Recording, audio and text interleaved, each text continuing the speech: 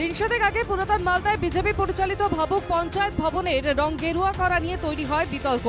তৃণমূলের অভিযোগ, পঞ্চায়েত দপ্তরকে পার্টি অফিসে পরিণত করেছে বিজেপি। পঞ্চায়েত অফিসের রং বদল নিয়ে শুরু হয় বিতর্ক। বহু বিতর্কের পর অবশেষে ভাবুক পঞ্চায়েত ভবনের গেরুয়া রং মুছে আবার নীল সাদা করার সিদ্ধান্ত বিজেপির। অ্যাকচুয়ালি এটা ভুলবশত কালারটা হয়ে গেছিল, কিন্তু আমরা এটা প্রশাসনিক মহল থেকে আমাদেরকে জানানো হয়েছে এবং সেটা লিখিত অর্ডারও আছে। আজ থেকে প্রায় 10 বছর কি 12 বছর আগে এই অর্ডারটা বেরিয়েছিলেন, চিফ সেক্রেটারি বের করেছিলেন এটা, যে এটাকে যে কোনো সরকারি দপ্তর নীল সাদা রঙিন করা হবে। আমাদের প্রধান সাহেব বললেন যে এটা কালারটাকে চেঞ্জ করে একটা সাদা কালার আর ব্লু বিড দিয়ে কালারটা করতে। তো আজকে আমরা প্রথম শুরুয়াত করেছি। হ্যাঁ, আগে গেরুয়া কালার করেছিল, এই 7-8 দিনের মধ্যে মাথায় কালারটা চেঞ্জ হলো।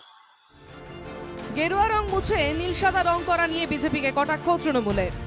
বাংলায় প্রবাদ আছে, ঠেলায় না পড়ে বিড়াল গাছে ওঠে না।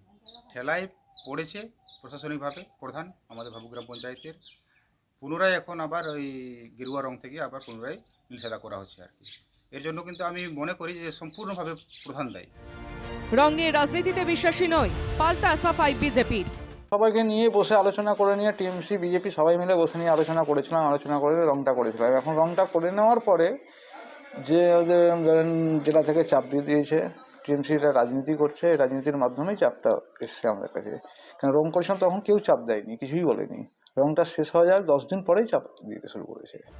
পুরাতন মালদা ব্লকের ভাবুক গ্রাম পঞ্চায়েত বিজেপির দখলে। গত সপ্তাহে সরকারি বরাদ্দ 70,000 টাকা ব্যয় ভাবুক গ্রাম পঞ্চায়েতের ভবনটি গেরুয়া রং দিয়ে রাঙানো হয়।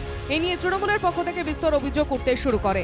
এবার সেই গেরুয়া রং বদলে নীল সাদা রঙের প্রলেপ পড়ছে পুরাতন মালদার ভাবুক গ্রাম পঞ্চায়েত ভবনে। মালদা থেকে নারায়ণ সরকারের রিপোর্ট, NKTV বাংলা।